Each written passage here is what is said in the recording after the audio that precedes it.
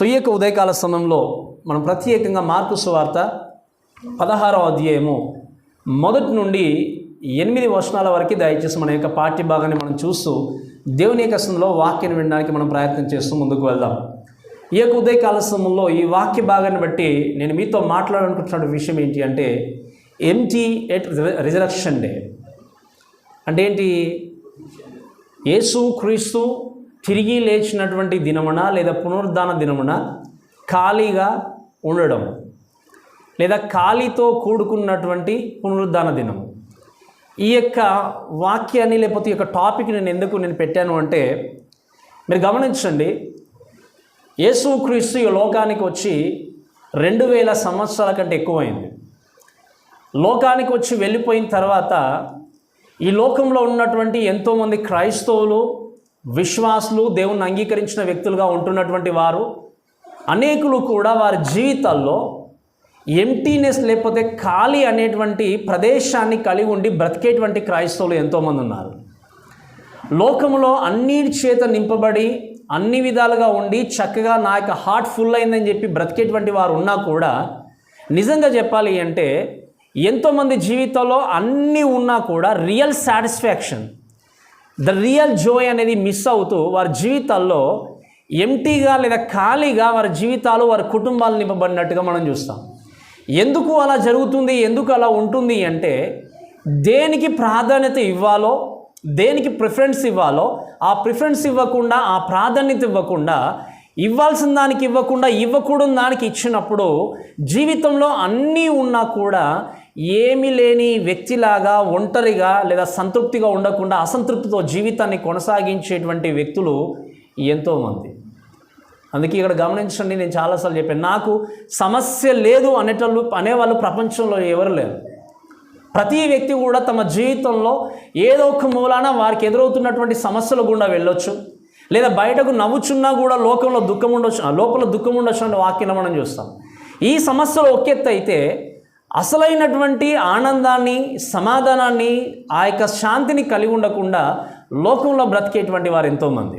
అది ఇక్కడ దయచేసి గమనించండి. ఎంటీ ఎట్ రిజరక్షన్ డే అనుకున్నప్పుడు మీరు చూస్తే వీటి గురించి మనం మాట్లాడినప్పుడు ఫస్ట్ రిజరక్షన్, ఫైనల్ రిజరక్షన్, 2 విషయాలు చెప్తాను మీకు. ఫస్ట్ అంటే తెలుసు, మాకు ఫైనల్ అంటే ఎప్పుడు అనుకోవచ్చు మీరు, అంతే కదా? ఫస్ట్ అంటే ఎప్పుడు చెప్పండి? ఫస్ట్ అంటే ఎప్పుడు? యేసుక్రీస్తు మరణించి ఫ్రైడే రోజు మరణించిన తర్వాత ఆయన సమాధిలో ఉండి ఆదివారం పెందలకడ లేదా ఉదయకాలంలో ఎర్లీ మార్నింగ్ ఏం చేశాడు చెప్పండి? ఆయన తిరిగి లేచాడు. అది ఫస్ట్ రిజరక్షన్, అంటే మొట్టమొదటి పునరుద్ధానం అని అంటాం మనం. ఆ మొట్టమొదటి పునరుద్ధానం గురించి మాట్లాడినప్పుడు దయచేసి మనం చూసే విషయం ఏంటి అంటే మీరు చూడండి, 16వ అధ్యాయం 1వ వచనంలో చదివితే, విశ్రాంతి దినము గడిచిపోగానే మగ్దలేని మరియయు, యాకోబు తల్లి అయిన మరియయు, సలోమియు వచ్చి ఆయనకు పూయవలనని సుగంధ ద్రవ్యంలో కొనిరి. వారు ఆదివారంన పెందలకడ లేచి బయలుదేరి సూర్యోదయమైనప్పుడు సమాధి యొద్దకు వచ్చుచుండగా అని మనం చూస్తున్నాం. దయచేసి ఇక్కడ గమనించాల్సిన విషయం ఏంటి అంటే ఆ రోజు ఆ ఉదయకాల సమయంలో యేసుక్రీస్తు తిరిగి లేచాడు. ఈ తిరిగి లేచినటువంటి దినాన్ని బట్టి నేను మీకు జ్ఞాపకం చేసే విషయం ఏంటంటే ఫస్ట్ థింగ్ ఏంటి అంటే ఎంటీ ఎట్ రిజరక్షన్ డే అనుకున్నప్పుడు ఫస్ట్ థింగ్ ఏంటి అంటే ఎంటీ క్రాస్, అంటే ఖాళీగా ఉన్నటువంటి సిలువ. మీకు అర్థమైంది కదా? మనందరం కూడా ఒకసారి ఆ ప్రదేశంలోనికి, ఆ ప్లేస్లోనికి వెళ్దాం.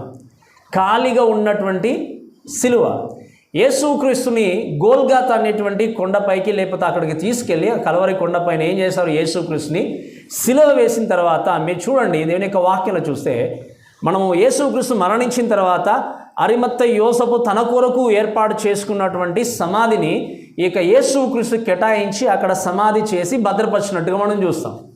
భద్రపరిచిన తర్వాత మీరు గమనించండి, ఇక్కడ చూస్తే విశ్రాంతి దినము గడిచిపోగానే అన్నాడు. విశ్రాంతి దినం అంటే ఏ దినం చెప్పండి? అప్పుడు ఎప్పుడు చెప్పండి? శనివారం, సబ్బత్ డే అంటాం.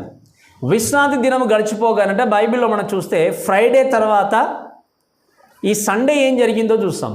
సాటర్డే ఏం జరిగిందో తెలుసా మీకు? శనివారం ఏం జరిగిందో తెలుసా మీకు? బైబిల్లోనే రాయబడింది. ఏం జరిగింది అంటే విశ్రాంతి దినం రోజు, ఆ యొక్క ఫ్రైడే రోజు ఎప్పుడైతే మరణించాడో యేసుక్రీస్తు సమాధి చేసిన తర్వాత అందరూ కూడా విశ్వాసులు లేదా అక్కడ ఉన్నటువంటి శిష్యులు, ఈ యొక్క స్త్రీలందరూ కూడా ఎవరి ప్లేస్కి వాళ్ళు వెళ్ళి చాలా దుఃఖంలో, బాధలో ఉన్నారు.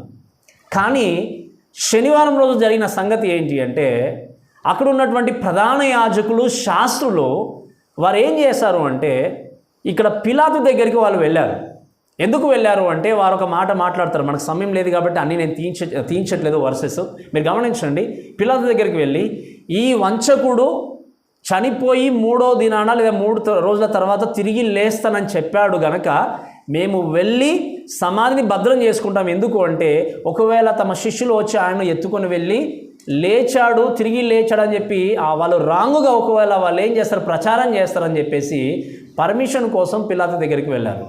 వెళ్ళినప్పుడు పిలాతు ఏమన్నాడు అంటే, అక్కడ కావలి ఉండేటువంటి సైనికులు ఆల్రెడీ ఉంటారు, మీకు అంతగా కావలసుకుంటే మీరు వారితో పాటు మీరు ఏం చేయండి, ఆ సమాధికి ప్రొటెక్షన్ ఇచ్చుకోండి అని చెప్పి వారికి తెలియజేసి పంపిస్తాడు. పంపించినప్పుడు మీరు సాటర్డే రోజు వెళ్ళి వీళ్ళు ఏం చేస్తారు అంటే, సమాధికి ఒక సీల్ వేసి అక్కడ సైనికులతో పాటు వీళ్ళు ఏం చేస్తారు, దాన్ని భద్రపరచడానికి పూనుకొని ఒక సీల్ వేసి వస్తారు. ఈ సీల్ వేసిన విషయం ఇక్కడ ఉన్నటువంటి స్త్రీలకు కూడా తెలియదు. ఎందుకు? వాళ్ళు ఏం చేస్తారు, వెళ్ళి చక్కగా సమాధి చేసి వచ్చారు, కానీ సీల్ చేసిన విషయం వారికి కూడా తెలియదు.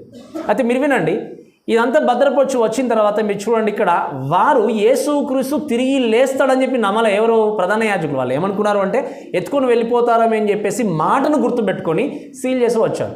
అది ఇక్కడ చూడండి, ఇక్కడ ఉన్నటువంటి ఈ యొక్క మగ్దలేని మరియు యాకోబు తల్లైన మరియు సలోమి వీరందరూ కూడా యేసుక్రీస్తుతో పాటు పరిచర్యలో చక్కగా దేవునితో ఉన్నటువంటి వ్యక్తులు, యేసుక్రీస్తును ప్రేమించినటువంటి వ్యక్తులు, యేసుక్రీస్తును ఆరాధించినటువంటి వ్యక్తులు, యేసుక్రీస్తు బ్రతికి ఉన్నప్పుడు చక్కగా ఆయన మాటలకు లోబడి జీవించినటువంటి వ్యక్తులు.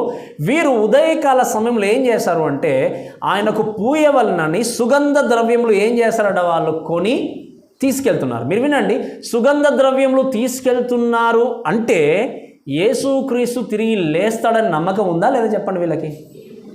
ఏం చెప్పండి, మీకు అర్థమవుతుందా? సుగంధ ద్రవ్యములు తీసుకెళ్తున్నారంటే అర్థం ఏంటి?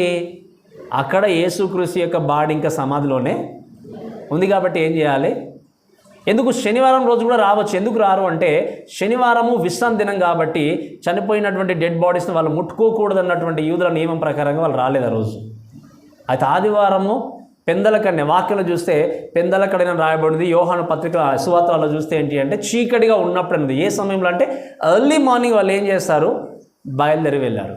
వెళ్ళిన తర్వాత ఏంటి అంటే, ఈ సుగంధ ద్రవ్యములు పూయడానికి వెళ్ళారు, కానీ యేసుక్రీస్తు తిరిగి లేస్తారన్న విషయం వారికి తెలియదు. అయితే మీరు వెళ్తున్నప్పుడు మీరు చూడండి, ఆ సమాధి దగ్గరికి వెళ్ళినటువంటి వారు ఉన్నారు, కొంతమంది చూసిన వాళ్ళు ఉన్నారు. ఆ వెళ్తున్నప్పుడు ఆ గోల్గొతా లేకపోతే కలవరి కొండ చూసినప్పుడు, ఆ యొక్క సిలువలు చూసినప్పుడు వీరికి ఏం గుర్తుకు రావాలి చెప్పండి? ఇంకా వారు ఎమోషనల్గా మేబీ ఫ్రైడే రోజు జరిగిందంతా కూడా వారు జ్ఞాపకం చేసుకున్నారేమో. ఎంతగా యేసుక్రీస్తును హింసించారు, బాధ పెట్టారు, ఇవన్నీ కూడా వాళ్ళు జ్ఞాపకం చేసుకుంటూ వారి జీవితంలో మీరు గమనించండి, అవన్నీ కూడా గుర్తు చేసుకుంటూ మేబీ మళ్ళీ ఫ్రైడే మాత్రమే ఏడ్చింది కాకుండా మేబీ ఆన్ సండే కూడా వాళ్ళు మళ్ళీ ఫ్రెష్గా వారి యొక్క బాధను వ్యక్తపరుస్తూ మేబీ నడుచుకుంటూ వెళ్తున్నారు ఇక్కడికి.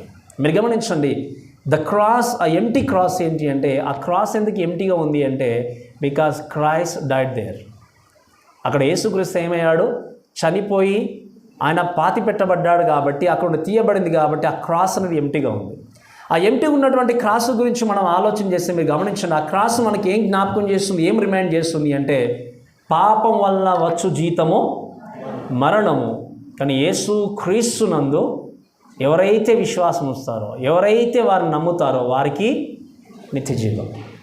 ఆ క్రాసును చూడగానే మనకు గుర్తుకు రావాల్సింది ఏంటి అంటే, నా కొరకే కదా యేసుక్రీస్తు ఆ రోజు కల్వరిశిలలో ప్రాణం పెట్టాడు, నా కొరకే కదా దాన్ని నలగొట్టబడ్డాడు, నా కొరకే కదా ఆయన ఉమ్మివేయబడ్డాడు, నా కొరకే కదా యేసుక్రీస్తును హింసించి బాధ పెట్టి అక్కడికి తీసుకెళ్లారు. కానీ ఆయన మరణించి ఆయన పాతి పెట్టబడి తిరిగి లేవడం ద్వారా నేను పాపం నుండి విడిపింపబడ్డాను అన్నటువంటి విషయాన్ని ఖచ్చితంగా మన అందరం కూడా ఏం చేయాలి, గుర్తుపెట్టుకోవాలి. So whenever you see the empty cross should remind yourself that Christ died on behalf of you. నీ స్థానంలో నీకు బదులుగా యేసుక్రీస్తు ఏమయ్యాడు చెప్పండి, మరణించాడు. నువ్వు క్రాస్ను చూసినా మన చుట్టూ, మన చర్చి చుట్టూ మొత్తం క్రాసే కనిపిస్తాయి. అక్కడ ఒక క్రాస్ ఉంది, అన్ని క్రాసులు ఉన్నాయి. ఎన్నిసార్లు ఎన్ని క్రాసులు చూసినా నీకు జ్ఞాపకం రావాల్సింది ఏంటి అంటే, నా కొరకే కదా మీరు కల్వరిశిలలో దేవా మరణించి తిరిగి లేచారు. ఈ విషయాన్ని మన అందరం కూడా ప్రతిసారి ఏంటంటే ఆ క్రాస్ మనల్ని రిమైండ్ చేయాలి, ఖచ్చితంగా అది జ్ఞాపకం చేయాలి. కాబట్టి రక్తము చిందింపబడకుండా విమోచన లేదని వాక్యంలో చూస్తున్నట్టుగా క్రీస్తు ఎవరి కోసం కార్చాడు చెప్పండి? రక్తము ఎవరి కోసం చెప్పండి? మనందరి కోసం రక్తాన్ని కాచి ఆయన తిరిగి లేచిన వ్యక్తి ఉంటున్నాడు. ఎంటీ క్రాస్ మాత్రమే కాదు, రెండో విషయం చూడండి. రెండో విషయం ఏంటి అంటే empty tomb or empty grave అంటాము. అదే వర్షంలో చూస్తే 3వ వచనంలో వచ్చేసరికి వారు సూర్యోదయమైనప్పుడు సమాధి యొద్దకు వచ్చుచుండగా సమాధి ద్వారం నుండి మన కొరకు ఆ రాయి ఎవడు పొర్లించునని ఒకరితో ఒకరు చెప్పుకొని చుండిరి. వారు వచ్చి కళ్ళెత్తి చూడగా రాయి పొర్లింపబడి ఉండుట చూచిరి. ఆ రాయి ఎంతో పెద్దది. సో మత్తయి, మార్కు, లూకా, యోహాను వీరు నలుగురు కూడా వారికి ఉన్నటువంటి పర్స్పెక్టివ్ని బట్టి, వారికి అందినటువంటి ఇన్ఫర్మేషన్ బట్టి చక్కగా రాశారు. యోహాను ఒక్కడు మాత్రం ఏం చేశాడు అంటే ఈ స్త్రీలలో కంటే అందరికంటే ముందు మగ్దలేని మరియా సమాధి దగ్గరికి పరిగెత్తినట్టుగా మనం చూస్తాం. మేబీ ఈ స్త్రీలందరూ కూడా డిఫరెంట్ లొకేషన్స్లో వాళ్ళు ఉన్నారేమో. ఆ సమాధి దగ్గరికి వచ్చినప్పుడు అందరికంటే ముందు ఈ స్త్రీ వెళ్ళింది, కానీ మరియా లోపలికి వెళ్ళలేదు. ఆమె బయట నుండి చూసి ఏం చేసింది అంటే సమాధి తెరవబడింది అని చెప్పి ఆమె లోపలికి వెళ్ళకుండా పరిగెత్తుకొని వెళ్ళి పేతురుకి, యోహానుకు తెలియజేసినట్టుగా యోహాను సువార్తలో మనం చూస్తాం. సో ఇక్కడ దయచేసి గమనించాల్సిన విషయం ఏంటి అంటే ఆ సమాధి ప్రక్కన లేదా సమాధి చేసిన తర్వాత ఉంచబడినటువంటి రాయి అనేది ఏమైంది చెప్పండి? పొర్లింపబడింది. ఆ రాయి ఎంతో పెద్దదని మన దేవుని యొక్క వాక్యం. ఎంత పెద్దదో మనకు కరెక్ట్ ఇన్ఫర్మేషన్ లేదు, బట్ చాలా పెద్దది. దానికి ఇంత వెయిట్ ఇంత అని మనకి ఏంది లేదు. బట్ ఏంటి అంటే అది చాలా పెద్దదిగా ఉన్నటువంటి ఈ రాయి గురించి మనం చూస్తే ఏంటి అంటే అక్కడ ఆ సమాధి దగ్గర ఉన్నటువంటి లేదా అడ్డము ఉన్నటువంటి ఆ రాయి ఏమైపోయింది అంటే దొర్లించబడింది. మీరు గమనించండి, దొర్లించబడినటువంటి రాయిని వీళ్ళు చూడగానే వీళ్ళకు వచ్చేటువంటి మొట్టమొదటి ఆలోచన ఏంటి చెప్పండి? మొట్టమొదటి ఆలోచన ఏమొస్తుంది? అక్కడ సమాధిలో నుండి ఆ యొక్క డెడ్ బాడీని ఎవరో తీసుకొని వెళ్ళిపోయారు. ఎందుకు అది దొర్లింపబడిందంటే అర్థం ఏంటి? ఎవరో దాని నుండి తీసుకుని వెళ్ళిపోయారు కాబట్టి, మరి ఎత్తుకొని వెళ్ళిపోయారు కాబట్టి యేసుక్రీస్తు అక్కడ లేడేమో అని చెప్పేసి ఈ మరియా టెన్షన్ పడిపోయి పరిగెత్తుకొని పేతురు, యోహానుకు తెలియజేసినట్టుగా మనం చూస్తాం. ప్రేమ దేవునిలో దయచేసి గమనించండి, ఈ స్త్రీలకు కూడా యేసుక్రీస్తు తిరిగి లేస్తాను అన్నటువంటి విషయాన్ని మనము ఆల్మోస్ట్ ప్రతి సువార్తలో నేను మీకు ఫ్రైడే రోజు చూపించాను. మత్తాయి, మార్కు, లూకా, యోహాను కూడా 3వ దినాన తిరిగి లేస్తాను అనే విషయాన్ని ఆయన చెప్పాడు. ఈవెన్ యోహాను సువార్తలో 2వ అధ్యాయం 19వ చూస్తే మనం కూడా ఈ దేవాలయాన్ని పడగొట్టండి, నేను 3 దినముల తర్వాత 3వ దినాన్ని ఏం చేస్తాను, నేను తిరిగి లేపుతాను, కట్టుతానని చెప్పాడు. ఇవన్నీ చెప్పినా కూడా ఈ స్త్రీలకు కూడా ఇంకా పునరుద్ధానం అనే విషయము మాత్రము జ్ఞాపకము రావట్లేదు. యేసుక్రీస్తు నిజంగా తిరిగి లేస్తారనే విషయం వారికి కూడా మర్చిపోయారు, తెలియదు వారికి. అంటే వారికి ఇంకా విశ్వాసం అనేది దాని మీద వాళ్ళు ఇంకా ఉంచట్లేదు కాబట్టి వచ్చినటువంటి ఆలోచన ఏంటి అంటే ఎవరో ఎత్తుకొని వెళ్ళిపోయారు. మీరు గమనించండి, ఇక్కడ దయచేసి చూస్తే ఆ రాయి పొర్లింపబడ్డ ఉండుటని చూసినప్పుడు మీరు చూడండి, ఆ రాయి దొల్లింపబడిన విషయాన్ని చూసినప్పుడు వీళ్ళు ఏం చేస్తారంటే పరిగెత్తుకొని వెళ్ళి ఆ స్త్రీ వారికి చెప్పినట్టుగా చూస్తాం. సో ఇక్కడ ఎంటీ టోమ్ లేదా ఖాళీ సమాధిని మనం చూసినప్పుడు ఏంటి అంటే రాయి అనేది దొల్లింపబడింది. 2వ టెస్టిమెంట్గా చూస్తే ఏంటి అంటే అక్కడ ఒక యంగ్ పర్సన్, మీరు చూడండి, వారు కళ్ళెత్తి చూసినప్పుడు రాయి దొల్లింపబడ్డ తర్వాత 5వ వచనంలో చూస్తే అప్పుడు వారు సమాధిలో ప్రవేశించి తెల్లని నిలువుటంగి ధరించుకుని ఉన్న ఒక పడుచువాడు కుడివైపున కూర్చుంటా చూసి మిగిలిన కలవరపడు. మనం వేరే సువార్తలో చూస్తే 2 వ్యక్తులను రాయబడింది, ఇక్కడ ఒక్క వ్యక్తి అని రాయబడింది. కానీ దేవుని యొక్క దూత, మత్తయి సువార్తలో చూస్తే దేవుని యొక్క దూత ఆ యొక్క రాయిని దొర్లించి ఆ రాయి మీద కూర్చుండేనని చూస్తాం. మీరు చూడండి, అక్కడ ఉన్నటువంటి కావలి వారు దేవుని యొక్క దూతను వాళ్ళు చూశారు కదా, దేవుని యొక్క దూతను వారు చూసిన వెంటనే వాళ్ళు భయపడి కోమలోనికి వెళ్ళిపోయారు. ఇంకా కానీ తిరిగి లేచి వాళ్ళు చూసేసరికి సమాధి దగ్గర ఉన్నటువంటి రాయి ఏమైపోయింది చెప్పండి? దొర్లింపబడింది. మీరు చూడండి, వీరి బాధ్యత ఏంటి? సైనికుల యొక్క బాధ్యత ఏంటి? సమాధిని ఏం చేయాలి? వారు కాపాడాలి, కావలిగా ఉండాలి, భద్రపరచాలి. కానీ ఎవరో ఇక బాడీని తీసుకుని వెళ్ళారని చెప్పి వీళ్ళు భయపడ్డారు. వారి యొక్క డ్యూటీకి అనేది ఎఫెక్ట్ అవుతుంది కాబట్టి వచ్చేటువంటి పనిష్మెంట్కి భయపడి ఏం చేస్తారంటే వాళ్ళు అక్కడ పరిగెత్తుకొని వెళ్ళిపోయి అక్కడ ఉన్నటువంటి సన్హెడ్రిన్ లేకపోతే అక్కడ ఉన్నటువంటి ప్రజలందరూ కూడా వాళ్ళు ఏం చేస్తారు తెలియజేసి ఇలా జరిగిందని చెప్పినప్పుడు అక్కడ ఉన్నటువంటి ప్రధాన యాజకులు వాళ్ళందరూ కూడా ఏమన్నారు అంటే ఈ విషయాన్ని మీరు ఎవరితో చెప్పకూడదని చెప్పి ఏం చేశారు అంటే తమ శిష్యులే వచ్చి ఎత్తుకొని వెళ్ళిపోయారన్నట్టుగా మీరు ప్రచారం చేయండి అని చెప్పి కొంచెం లంచం కూడా వారి చేతిలో వాళ్ళు ఏం చేస్తారు పెట్టినట్టుగా చూస్తాం. మీరు గమనించండి, దూత రెండవ టెస్టిమెంట్గా ఉన్నాడు. సో ఇద్దరు దూతలు అనుకున్నప్పుడు పాత నిబంధన ప్రకారంగా కూడా ఇద్దరు సాక్షులుగా ఉన్నారు అంటే దట్ ఈజ్ ఏంటంటే కన్ఫర్మిటీ. అంటే ఏంటి? ఖచ్చితంగా ఇది జరుగుతుంది, జరగబడింది అన్నట్టు. సో ఇద్దరు దేవుని యొక్క దూతలు వచ్చి చెప్పినటువంటి విషయం ఏంటంటే, ఇక్కడ ఒకే దూత రాయబడి ఉన్నాడు కానీ ఇక్కడ చెప్పిన విషయం ఏంటంటే, మీరు చూడండి, ఆ సమాధిలో ప్రవేశించినప్పుడు తెల్లని నిలువుటంగి ధరించుకుని ఒక పడుచువాడు ఏం చేశాడు? కూర్చున్నాడు.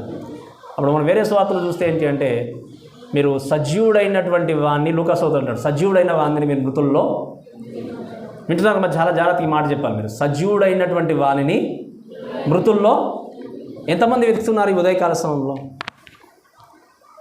మన దేవుడు సజీవుడా మృతుడా? చెప్పండి. Our God is dead God or living God? ఎంతమంది అంటారు ఈ మాట? మన దేవుడు ఏంటి చెప్పండి? అన్ని సమాధులకు డెకరేషన్ చేయొచ్చు, మన దేవుడి సమాధికి డెకరేషన్ లేదు. ఎందుకంటే దేవుడు సమాధిని జయించి తిరిగి లేచాడు. ఆయన ఇంకా సమాధిలో లేడు. ఇంకా నువ్వు ఉదయకాల సమయంలో వచ్చి ప్రభువా అయ్యో చనిపోయా తిరిగి లేచారా, క్యాండిల్ పెట్టి ఇది పెట్టి ఏడ్చుకుంటూ నువ్వు ఉండడం అనేది అది అనవసరం. నీ దేవుడు ఇంకా నువ్వు చనిపోయాడని అనుకుంటున్నావేమో. నీ దేవుడు చనిపోయి తిరిగి లేచినటువంటి దేవుడు. ఆయన ఇంకా సమాధిలో ఉన్నటువంటి దేవుడు కాదు. ఈ లోకంలో ఉన్నటువంటి ప్రతి మానవుడు ఎవరైతే ఇప్పటివరకు చనిపోయా, ఎవరైతే దేవుడిని చెప్పుకున్నారో, ఎవరైతే గొప్పవాడిని చెప్పుకున్నారో, ప్రతి వ్యక్తి కూడా చనిపోయి సమాధిలో ఉన్నాడు. కానీ యేసుక్రీస్తు మాత్రమే మరణించి సమాధిని జయించి తిరిగి లేచినటువంటి ఏకైక వ్యక్తి ఎవరంటే యేసుక్రీస్తు మాత్రమే. అందుకే యేసుక్రీస్తులో గొప్పతనం ఉంది. ఎంతోమంది దేవుళ్ళు ఉన్నా కూడా యేసుక్రీస్తులో ఉన్నటువంటి ద ప్రైమరీ థింగ్ లేదా చాలా వ్యత్యాసం ఏంటి అంటే, లేదు ఎందుకు యేసుక్రీస్తు గొప్పవాడు ఉన్నాడు, నిజమైన దేవుడు ఉన్నాడు అంటే, ఆయన తప్ప మరణాన్ని జయించి తిరిగి లేచినటువంటి వ్యక్తి లోకంలో ఎవరు కూడా లేరు. ఈ ఉదయకాల సమయంలో ఇంకా క్రీస్తును సమాధిలో వెతుకున్నారా మీరు? అయ్యా దేవా మీరు అక్కడే ఉన్నారు, ఈ రోజు వచ్చి నిజంగా దేవా ఆ ఫ్రైడే రోజు నేను తీసుకెళ్ళి సిల్వకి వేయాలి, ఆదివారం నాడు మనం తట్టి లేపాలి అన్నట్టుగా ప్రవర్తించేటువంటి క్రైస్తవులు ఎంతమంది ఉన్నారు లోకంలో? ఇది సరైంది కాదు. మనం జ్ఞాపకం చేసుకుంటున్నాం అంతే. ద ఫస్ట్ రిజర్వేషన్ డే జరిగింది ఏంటంటే ఎంప్టీ టోమ్ ఉంది అంటే, ఇప్పటికి ఎంప్టీ టోమ్ అది కదా. ఎవరైనా దాంట్లో పాతిపెట్టారు? ఇప్పుడు ఖాళీ సమాధి ఇప్పటికి కూడా కనిపిస్తుంది. That's the evidence that Christ died on that day and he rose again on third day. ఆయన మరణించాడు, తిరిగి లేచాడు, అది ఎవిడెన్స్గా ఉంది. కాబట్టి ఇంకా యేసుక్రీస్తు సమాధిలో, అందుకే మీరు చూడండి అక్కడ ఆ సమాధిలోకి అక్కడ వెళ్ళి చూసిన వారికి మీకు తెలుసు అక్కడ ఏముంది అంటే, is not here is Ryzen అని రాయబడుతుంది. అంటే ఆయన ఇక్కడ లేడు, ఆయన ఏమయ్యాడు? లేపబడ్డాడు. మనం ఆరాధించేటువంటి దేవుడు తిరిగి లేపబడినటువంటి దేవుడు. మనం ఆరాధించేటువంటి దేవుడు సజీవుడైనటువంటి దేవుడు, ఇంకా మృతుల్లో ఉన్నటువంటి దేవుడు కాదు. ఆయన సజీవుడిగా తిరిగి లేవకపోతే ఈరోజు నేను ఇక్కడ కూర్చుండి దేవుణ్ణి ఆరాధించడం కూడా వ్యర్థమే. అందుకే అపోస్తలుడైన పౌలు అంటాడు, కానీ తిరిగి లేవకపోతే మన విశ్వాసం అంతా కూడా వ్యర్థం అంటాడు. మొదటి కొరింథీయులకు రాసిన పత్రికలో చూస్తే మీరు చూడండి, అక్కడ దేవుని యొక్క దూత చెప్పిన విషయం ఏంటి అంటే, ఆయన ఇక్కడ లేడు, ఆయన గలిలయకు వెళ్ళి ఉన్నాడు అన్నప్పుడు ఈ శిష్యులు స్త్రీలు వెళ్ళి శిష్యులకు చెప్పినప్పుడు స్త్రీలు కానీ శిష్యులు కానీ పరిగెత్తుకుని గలిలయ ప్రాంతానికి వెళ్ళారా? మీరు చెప్పండి, వెళ్ళారా? ఎక్కడున్నారు శిష్యులు? ఎక్కడున్నారు? భయపడి దాక్కున్నారు ఒక దగ్గర. యెరూషలేము ప్రాంతంలో ఉన్నారు వాళ్ళు. అంటే శిష్యులు కూడా ఏంటి అంటే, యేసుక్రీస్తు తిరిగి లేపబడ్డాడని దూతలు వీరికి చెప్పినా కూడా, గలిలయలోనికి వెళ్ళాడని చెప్పినా కూడా, వీళ్ళు నిజంగా లేపబడ్డాడన్నటువంటి ఆనందంతో పరిగెత్తుకుని వెళ్ళే గలిలయకి. మరి ఎక్కడున్నారు? ఇంకా కూడా యెరూషలేములోనే ఉన్నారు. అంటే వాళ్ళు కూడా ఇంకా నమ్మట్లే. మీకు అర్థమైందా? వాళ్ళు కూడా ఏం చేస్తున్నారు చెప్పండి? ఇంకా నమ్మట్లేదు యేసుక్రీస్తు తిరిగి లేపబడ్డాడు అని చెప్పి. భయపడుతూ ఉన్నప్పుడు యేసుక్రీస్తే వారి దగ్గరికి వచ్చినట్టుగా మనం చూస్తాం, ఆగుపడ్డట్టుగా చూస్తాం. వారు అప్పుడు కూడా భయపడుతున్నప్పుడు అప్పుడు విశ్వసించిన తర్వాత మళ్ళీ మనకు ఆల్మోస్ట్ 11 times ఆయన కనబడ్డట్టుగా చూస్తాం. అక్కడ తోమాలైనప్పుడు మళ్ళీ ఇంకొకసారి తోమ వచ్చినప్పుడు కూడా ఈయనో కాదని చెప్పి తోమ ఏం చేశాడు చెప్పండి? గాయాల్లో ఏం చేశాడు? వేలు పెట్టి చూస్తాడు. అప్పటికి కానీ ఆయన ఇంకా నమ్మలేదు. వీళ్ళు నమ్మినటువంటి వ్యక్తులు అయితే నిజంగా గలిలయలో ఉన్నాడేమో అని చెప్పి పరిగెత్తుకొని అక్కడ వెళ్ళేవారు, కానీ అక్కడికి వెళ్ళలేదు, ఇంకా విశ్వసించలేదు. మీరు గమనించిన ప్రేమ దేవుని బిడ్డారా, ఎంప్టీ టోమ్ అనేది మనకి ఇంకా తెలియజేస్తుంది ఏంటి అంటే, యేసుక్రీస్తు సజీవుడు అని చెప్పి. అక్కడ ఉన్నటువంటి యంగ్ మ్యాన్ కూడా మనకు ఆ యొక్క దేవుని యొక్క దూతలు కూడా ఇచ్చినటువంటి టెస్టిమనీ ఏంటి అంటే, ఆయన అక్కడ లేడు అని చెప్పి. కాబట్టి మనందరం కూడా దయచేసి గమనించాల్సింది ఏంటి అంటే, we need to rejoice always because the grave is still empty. మనం ఎందుకు సంతోషించాలి, ఎందుకు ఆనందించాలి, ఎందుకు దేవునిలో ఒకవేళ జీవిస్తూ ముందుకు వెళ్తున్నప్పుడు ఎన్ని కష్టాలు వచ్చినా, శోధనలు వచ్చినా, ఎన్ని రకాల ఇబ్బందులు ఎదురైనా కూడా నీ దేవుడు సజీవుడు గనక నీవేం చేయాలి? ఆనందించాలి. ఎందుకంటే నువ్వు మరణించిన తర్వాత కూడా నిన్ను తిరిగి లేపేటువంటి దేవుడు కూడా ఆయనే. అందుకే చూడండి, ఎంటీ క్రాస్, ఖాళీ సిలువ, ఎంటీ టోమ్, ఖాళీ సమాధి. థర్డ్ థింగ్ ఏంటి అంటే ఎంటీ క్లోత్స్, అంటే ఖాళీ బట్టలు. అంటే ఖాళీ బట్టలు అంటే ఏంటి? మనం వేసుకుంటేనే ఫుల్గా వస్త్రాలు ఉంటాయి. ఒక వ్యక్తి దాన్ని తీసి పడేశాడంటే ఆ వస్త్రాలు ఏం చేస్తారు? తీసివేయబడ్డాయి. ఆ విషయం మనం చూస్తే వాక్యంలో మనం గమనిస్తే చూడండి, అక్కడ మనము యోహాను సువార్తలో చూస్తాం. ఆ యొక్క మాటలన్నీ కూడా ఏంటి అంటే దేవుణ్ణి చుట్టి పెట్టినటువంటి, యేసుక్రీస్తుని చుట్టి పెట్టినటువంటి ఆ క్లోత్స్ అన్ని కూడా ఏమయ్యాయో చెప్పండి? తీసి పెట్టబడి ఒక దగ్గర చుట్టి పెట్టబడినట్టుగా చూస్తాం మనం. ఇక్కడ యోహాను సువార్త, మన దేవుని యొక్క వాక్యం యోహాను సువార్తలో మనం గమనిస్తే మీరు ఇక్కడ మనకు అక్కడ రాయబడిన విషయం ఏంటి అంటే ఆ యొక్క క్లాత్స్ అనేటివి ఏమయ్యాయట? చుట్టి పెట్టబడ్డాయి. యేసుక్రీస్తుని నిజంగా ఎవరైనా ఎత్తుకొని వెళ్ళుంటే, అమ్మ వింటున్నారు చాలా జాగ్రత్తగా, యేసుక్రీస్తుని ఎవరైనా ఎత్తుకొని వెళ్ళుంటే తను చుట్టబెట్టినటువంటి ఈ యొక్క వస్త్రాలన్నీ కూడా తీసి చక్కగా మడత పెట్టేసి చక్కగా తీసుకొని వెళ్ళిపోతారు చెప్పండి? ఎవరైనా ఎత్తుకొని వెళ్ళడానికి వస్తే ఏం చేస్తారు చెప్పండి? అవకాశం దొరికిందా? ఆయన ఎత్తుకొని వెళ్ళి ఎక్కడో దగ్గర తీసేసేవాళ్ళు, ఎక్కడో దగ్గర వాళ్ళ దగ్గర చూసుకుని. కానీ ఏం జరిగింది ఇక్కడ వాక్యం చూస్తే?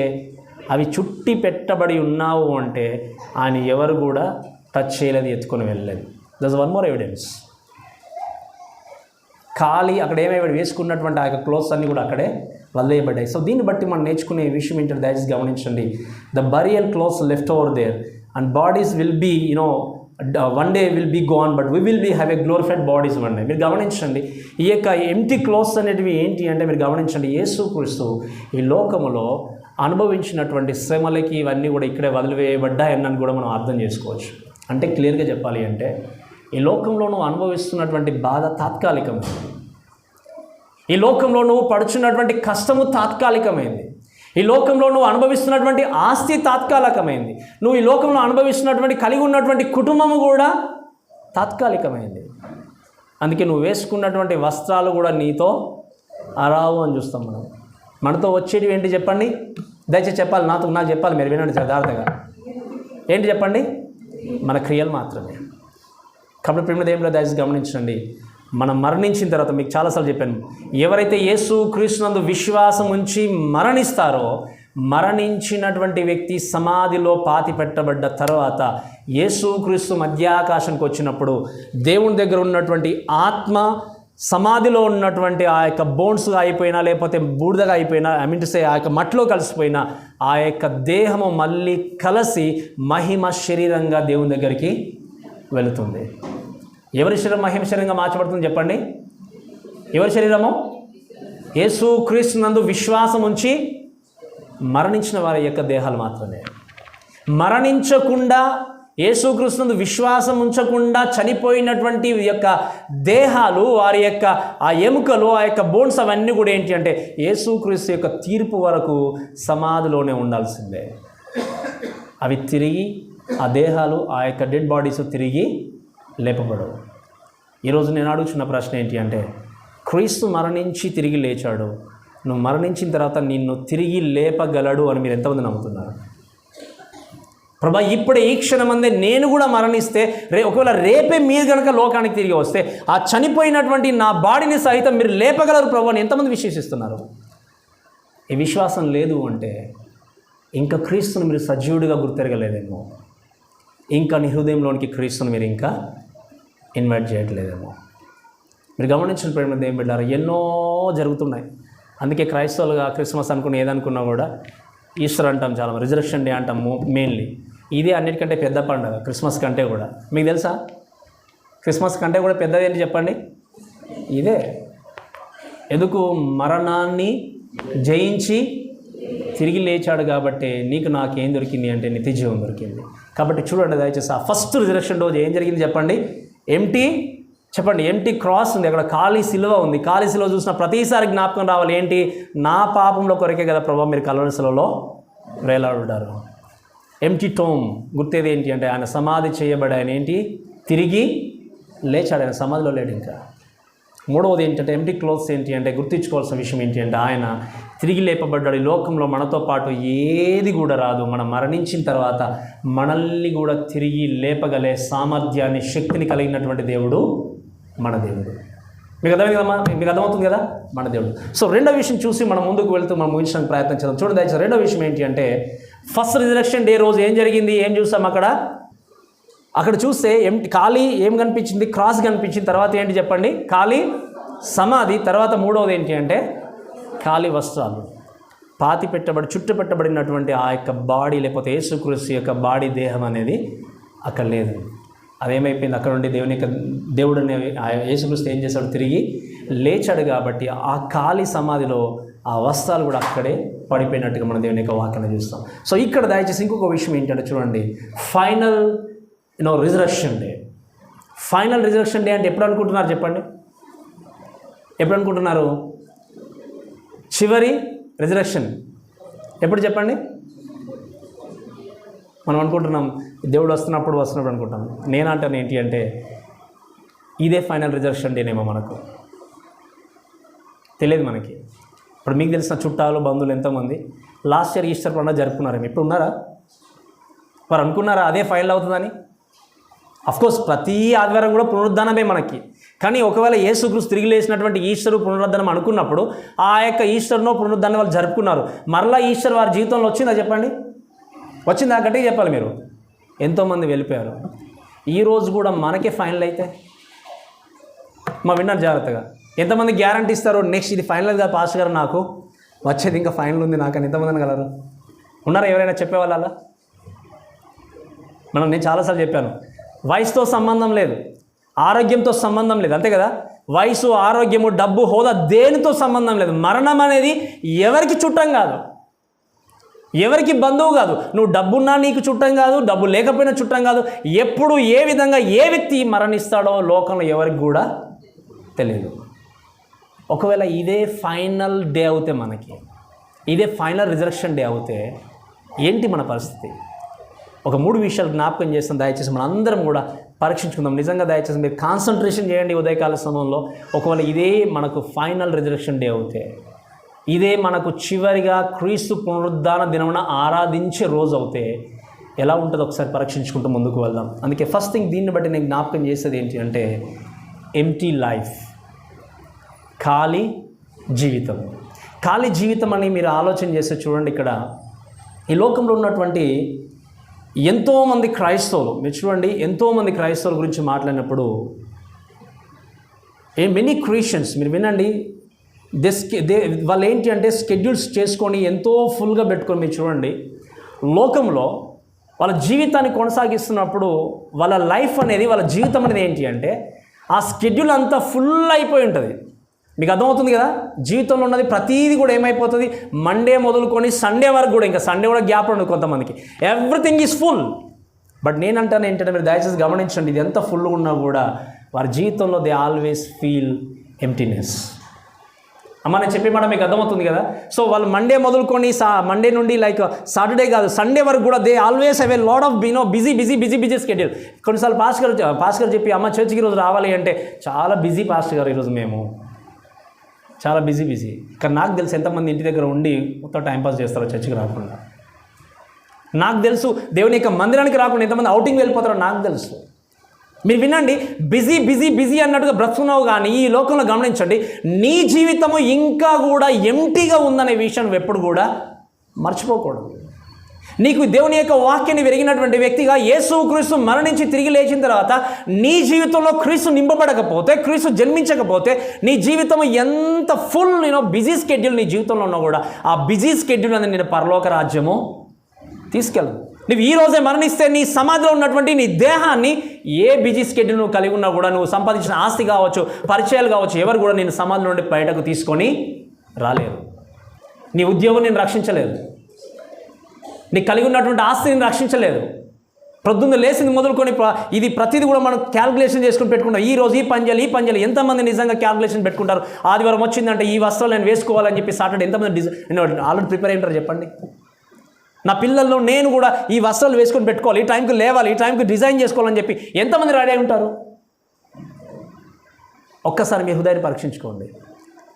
సండేనే కదా, ఎప్పుడో టైంపాస్ చేసి వచ్చి 1 o'clock పడుకోవచ్చు. సండే కాబట్టి పాస్గా 10 o'clock స్టార్ట్ చేస్తారు, 10 o'clock వెళ్ళి కూర్చుని వాక్యం ఇంత కాన్కేసి వచ్చేస్తే అయిపోతుంది. So we're perfect. నీ జీవితంలో క్రీస్తు నిజంగా జన్మించాడా? నాకు డౌట్ వస్తుంది కొన్నిసార్లు. నిజంగా వీళ్ళు రక్షణపడ్డ వ్యక్తులు అనిపిస్తుంది కొన్నిసార్లు.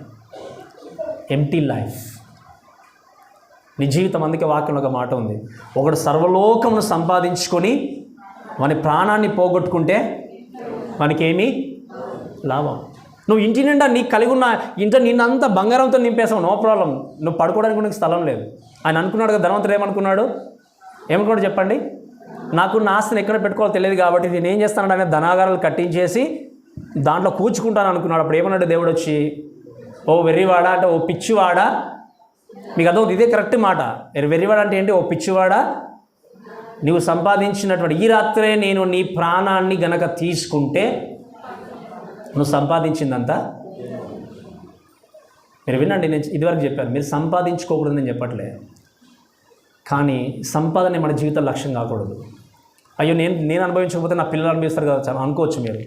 నీ పిల్లలకి ఇవ్వాల్సింది ఆస్తి ఇవ్వకూడదని చెప్పట్లే, కానీ ప్రాముఖ్యంగా మీరు ఇవ్వాల్సింది దేవుణ్ణి ఇవ్వాలి. ఎంతమంది ఇస్తున్నారు చెప్పండి? పిల్లల కోసం మంచి ఎడ్యుకేషను, డబ్బు సంపాదించే దాని మీద ఉన్నంత ఇంట్రెస్ట్లో, ఆశలో ఎంత పర్సెంట్ చూపిస్తున్నారు క్రీస్తును పరిచయం చేయాలని? మీకు మీరు ఒక్కసారి చెక్ చేసుకోండి. ఒక్కసారి మీ కుమారులకి ఆస్తి ఇవ్వాలి, సంపాదన అంత ఇవ్వాలి, మంచి ఇల్లు కట్టించి ఇవ్వాలి, మంచి స్టడీ చదివించాలి అని దాంతోపాటు ఎంత పర్సంటేజ్ మీరు ఆశ చూపిస్తున్నారు? నా పిల్లలకు కూడా వారి సృష్టికర్తను నేను పరిచయం చేయాలి. ఒకవేళ వాళ్ళైనా ముందు పోవచ్చు, నేనే ముందు పోవచ్చు. ముందు వెళ్ళడానికంటే ముందు వారికి ఒకవేళ క్రీస్తుని నేను పరిచయం చేస్తే వాళ్ళు మరణించిన తర్వాత ఎక్కడ వెళ్తారు చెప్పండి? పరలోకం వెళ్తారు. అందుకే మార్టిన్ లూథర్ గారి నుంచి ఒక మాట అయిపోయి, నేను మీకు గుర్తులేదు, ఆయన కుమారుడు జన్మించాను ఒక మాట ఏమన్నాడు? అయ్యో దేవా, మరొక్క పాపిని నాకు ఇచ్చావన్నట్టు. ఆయన ఏమన్నాడు చెప్పండి? మరొక పాప ఏంటి అర్థం? రెస్పాన్సిబిలిటీ ఉంది మనకి. వాళ్ళని ఏం చేయాలి ఇప్పుడు? వారికి వాక్యం చెప్పి నడిపించి దేవునికి పనికొచ్చే పాత్రగా వారు రక్షణపడ్డ వ్యక్తులు ఉంటేనే యువర్ పేరెంట్స్ రెస్పాన్సిబిలిటీని ఫుల్ఫిల్ అయ్యేది. కాబట్టి ఏది దేంతో నువ్వు నింపుకొని ఉన్నావు నీ జీవితాన్ని, అన్నీ నింపుకొని ఉన్నా కూడా క్రీస్తుకు సరైనటువంటి స్థానాన్ని ఇవ్వకపోతే, క్రీస్తు కొరకు నువ్వు బ్రతకకపోతే, మీరు వినండి, lives are empty because ignoring the purpose of life. నీ జీవితాలు అన్నీ కూడా చాలా మట్టుకు ఎంప్టీనెస్తో ఎందుకు ఉంటాయి అంటే, ఏది ప్రైమరో ఏది ప్రాముఖ్యమైన ఉద్దేశమో తెలియకుండా బ్రతికేటువంటి వారు ఎంతోమంది ఉన్నారు లోకంలో. అందుకే మనం చాలాసార్లు ఈ మధ్యకాలంలో వింటున్నాం, నేడైనా రేపైనా ఒకనొక పట్టణంలోకి వెళ్ళి లాభం సంపాదించుకుని రండి చెప్పుకున్న వాళ్ళ మీ జీవమో, అమ్మ చెప్పాలి గట్టి, ఏమంటారు చెప్పి, మీ జీవమో ఏ పాటు, రేపు ఏమి సంభవించునో మీకు తెలియదు. కాబట్టి కనుక మనం ప్రభు చిత్తం అయితే బ్రతికి ఉండి ఇది అది చేతమని చెప్పుకునే వాళ్ళు. అందుకే నేను చెప్పాను, it's not matter of 10 years Christianity, 20 years Christianity, 30 years Christianity. It's matter of how you're able to grabs the word. నువ్వు ఏ విధంగా వాక్యాన్ని తీసుకుంటున్నావు, ఏ విధంగా వాక్యాన్ని అంగీకరిస్తున్నావు అనేది ఇంపార్టెంట్. మీరు అనుకోవచ్చు ఇవన్నీ కూడా పాస్టర్లు చెప్తుంటారులే అనుకోవచ్చు, కానీ నేను చెప్పే మాట ఏదో ఒక రోజు నీ జీవితంలో పాటించకపోతే నీవే లాస్ అవుతున్న విషయాన్ని మాత్రం నీవు మర్చిపోకూడదు. And will be standing in the throne of God. అంతే కదా, దేవుని దగ్గర నిలబడే రోజు ఉంది. అక్కడ లెక్క మనం ఏం చేయాలి చెప్పుకోవాలి తప్పకుండా. ఎందుకు? దానికోసం మనం ఈ జీవితాలు నిజంగా వాక్యం చేత నింపబడుతున్నాయా, లేదా లోకంలో ఉన్న ప్రతిదాని చేత నింపబడుతుంది? ఒక్కసారి ఆలోచన చేయండి. కాబట్టి చూడండి, ఎంప్టీ లైఫ్స్తో ఉన్నటువంటి బ్రతుకులు ఎంతోమంది కలిగి ఉన్నారు. అండ్ సెకండ్ థింగ్ చూడండి, ఎంప్టీ లైఫ్ మాత్రమే కాదు, ఎంప్టీ హోప్. అంటే ఏంటి చెప్పండి? ఇంకా నిరీక్షణ గురించి మాట్లాడితే, ఖాళీ నిరీక్షణ అంటే ఏంటి? ఇంకా నిరీక్షణకు ఆధారం లేదు. ఇంకా ఎంప్టీ హోప్ గురించి మాట్లాడితే మీరు చూడండి, ఇక్కడ మనం చాలా మట్టుకు ఈ యొక్క నిరీక్షణ గురించి, హోప్ గురించి మాట్లాడినప్పుడు, the empty hope is an different than the destroyed or no hope. అంటే ఏంటి? ఎంప్టీ హోప్ అంటే ఏంటి అంటే హోప్ లేదన్నట్టు. ఇంకా మీకు అర్థమైందా? ఆ రోజు ఈ యొక్క స్త్రీలు ఉన్నారు, శిష్యులు ఉన్నారు, వీళ్ళకు నిరీక్షణ దేవుడు చెప్పాడు, నేను మరణించిన తర్వాత పడగొట్టండి, ఖచ్చితంగా 3వ దినాన్ని నేను ఏం చేస్తాను, తిరిగి లేస్తానని చెప్పాడు. నిరీక్షణ గురించినటువంటి వాగ్దానం ఇచ్చాడు. కానీ వీళ్ళు ఏం చేశారు? మర్చిపోయారంటే. So they don't have hope. వాళ్ళు ఏం చేశారు? ఆ హోప్ని ఏం చేశారు? నిరీక్షను మర్చిపోయారు, పక్కన పెట్టేశారు. ఈరోజు నేను మరలా అడుగుతున్నటువంటి ప్రశ్న ఏంటి అంటే, నీ నిరీక్షణ, నీ హోప్ దేని మీద ఉంది? నేను అనుకోవచ్చు, ఒకవేళ మంచి వెనకాల బ్యాంక్ బ్యాలెన్స్ ఉంది అంటే, ఎన్ని రోగాలు వచ్చినా పర్లేదు, నా ఆస్తి నన్ను కాపాడుతుంది అనుకుంటున్నామో నువ్వు. హోప్ అంతే కదా, నిరీక్షణ అంతే కదా. మీకు అర్థమైందా చెప్పిన మాట? మనకు తెలుసు ఎంత బ్యాంక్ బ్యాలెన్స్ ఉన్నా కరోనా టైంలో ఏం జరిగిందో మనందరికీ తెలుసు, అంతే కదా. నేను మళ్ళీ చెప్తాను, దయచేసి అపార్థం చేసుకోకూడదు. అంటే పాస్టర్ గారు మీరు అసలు సంపాదించుకోవద్దని నేను చెప్పట్లేదు, అనట్లేదు. నా యొక్క ఇంటెన్షన్ ఏంటి అంటే మన టార్గెట్, మన గురి దాని మీద ఎక్కువ ఉందా, క్రీస్తు మీద ఎక్కువ ఉందా? ఈ లోకంలో చాలామంది అనుకుంటారు కదా, డబ్బు ఉంది అంటే నాకు అన్నీ ఉన్నట్టు, ఎవరితో పని లేదు నాకు. నీ జీవితంలో ఏవి కలిగి ఉన్నా మనం చదువుకున్నట్టుగా మీరు చూస్తే ఒక మాట ఉంది, 1 John chapter 2:17 చూస్తే, లోకము దాని ఆశ గతించున్నవి కానీ దేవుని చిత్త ప్రకారము జరిగించువాడు నిరంతరము. మీరు నిరంతరం నిలిచే చోటు మీకు కావాలా? ఈ తాత్కాలికంగా 50, 60, 100 అందరికంటే ఎక్కువ బ్రతికే, మహా అయితే 90, 100 సంవత్సరాలు బ్రతకలే, మీకు అంతకంటే ఎక్కువ నాకు తెలియదు. ఇంకా ఇది కావాలా మీకు? ఎక్కడ కావాలి చెప్పండి? దేని మీద ఉంది మీ నిరీక్షణ? యేసుక్రీస్తు తిరిగి లేపబడ్డాడు, ఇంకా కూడా నిరీక్షణ కలిగి ఉండకపోతే, ఎంటీ హోప్ కలిగి ఉంటే నీ జీవితంలో నిన్ను ఏది రక్షింపజాలదు. నేను చెప్పాను కదా మీకు చాలాసార్లు, నీ ఆస్తి, నీ కుటుంబము, నీ పలుకుబడి, నీ హోదా ఏది కూడా నిన్ను జాలడానికి వీల్లేదు. ఎవరు కూడా నేను రక్షించలేరు. నేను రక్షించేటువంటి ఏకైక వ్యక్తి ఎవరు అంటే కేవలం యేసుక్రీస్తు మాత్రమే. అందుకే సర్వ మానవాళి కొరకు యేసుక్రీస్తు లోకానికి వచ్చి ఏం చేశాడు? కలవరి శిలువలో తన ప్రాణాన్ని వెలగా క్రయధనంగా అర్పించాడు. నేను అడుగుచున్న ప్రశ్న ఏంటి అంటే, ఆ రక్తం యొక్క విలువ నీకు తెలుసా? ఈ ఉదయకాల సమయంలో ఎంతమంది రక్తాన్ని విలువ కలిగిందా నీవు భావిస్తున్నావు? మీరు వినండి, నీ ఆత్మ విలువ కలిగింది, యేసుక్రీస్తు యొక్క రక్తం విలువ కలిగింది. కాబట్టి విలువైనటువంటి ఆత్మ కొరకి విలువైన రక్తాన్ని అర్పించాడు దేవుడు. మీకు అర్థమవుతుందా? దయచేసి వినండి, నావే చూడండి, దయచేసి వింటున్నారు కదా. ఒకవేళ ఆత్మ విలువ కలిగింది కాకపోతే యేసుక్రీస్తు ఎందుకు చనిపోవాలి చెప్పండి? ఎందుకు మరణించాలి? ఎందుకు తన యొక్క దేహాన్ని నలగొట్టుకోవాలి? ఎందుకు రక్తాన్ని అక్కడ అంతా కూడా అర్పించాలి చెప్పండి? నీ ఆత్మ దేవుని దృష్టిలో విలువైంది. మరి విలువైన ఆత్మ నువ్వు కలిగి ఉన్నావు అని చెప్పి ఆ విలువైన ఆత్మతో దేవుని నువ్వేం చేస్తున్నావు? నువ్వు మహిమపరుస్తున్నావా? ఇంకా ఎంటీనెస్గానే బ్రతుకుతున్నావా? ఇటువంటి రిజరక్షన్ డేలు, ఇటువంటి ఈస్టర్స్, ఇటువంటి గుడ్ ఫ్రైడేలు ఎన్ని కోల్పోయినా, if you do not know the true meaning of resurrection, if you do not the true meaning of crucifixion, everything is vanity in your life. నీకు నిజమైనటువంటి అర్థము తెలియకపోతే, కలవరిలో ఎందుకు చనిపోయాడో తెలియకపోతే, ఎందుకు యేసుక్రీస్తు తిరిగి లేచాడో తెలియకపోతే, నువ్వు ఎన్ని ఇటువంటివి జరుపుకున్నా, ఎంత మంచిగా ఉన్నా కూడా అంత కూడా వ్యర్థమే. అందుకే నేను అడుగుతున్న ప్రశ్న మరొక్కసారి, నీ కుటుంబాలు ఈ యొక్క పండుగలు వచ్చినప్పుడు ఎంత చక్కగా అలంకరించుకుంటారో, మీ కుటుంబాలు మీ యొక్క ఇల్లంతా కూడా ఎంత చక్కదిద్ది పెట్టుకుంటారో, ఉన్న ఆ యొక్క ధూళినంతా చేసి ఎంత క్లీన్ చేసి పెట్టుకుంటారో, పండగ వచ్చిన రోజు ప్రభా ఈ రోజన్నా కనీసం ఎర్లీగా చర్చ్కి వెళ్ళి మీ వాక్యాన్ని వింటానని చెప్పి మీ దేహానికి ఉన్న దుమ్ముని ఎంతమంది దులుపుకుంటున్నారు చెప్పండి? ఎవరు దులుపుకున్నారా? దాంతో ఏముంది పని పాస్టర్ గారు, అంతేనా? అంటే క్రిస్మస్ వచ్చినప్పుడు ఏం చేస్తాం? ఇంటికి పెయింట్ వేసుకుంటాం, అన్నీ చేస్తాం. ఈస్టర్ రోజు కూడా కొంతమంది చాలా చక్కగా అన్నీ అలంకరించుకున్నారు, అన్నీ ఉంటాయి.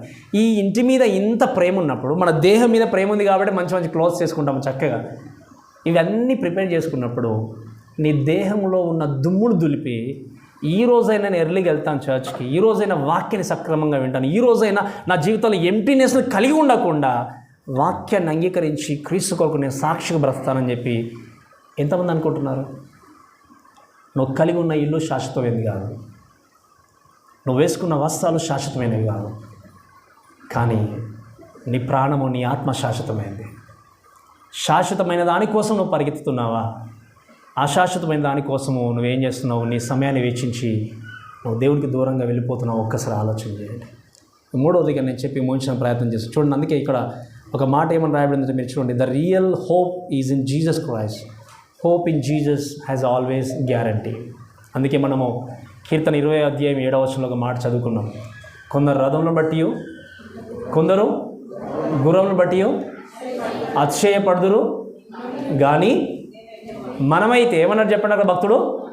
మనమైతే, మీరు చెప్పాలి గట్టిగా, తెలుసు కదా వచనము, మనమైతే మన దేవుడైన యెహోవాను బట్టి మనం ఏం చేయాలి?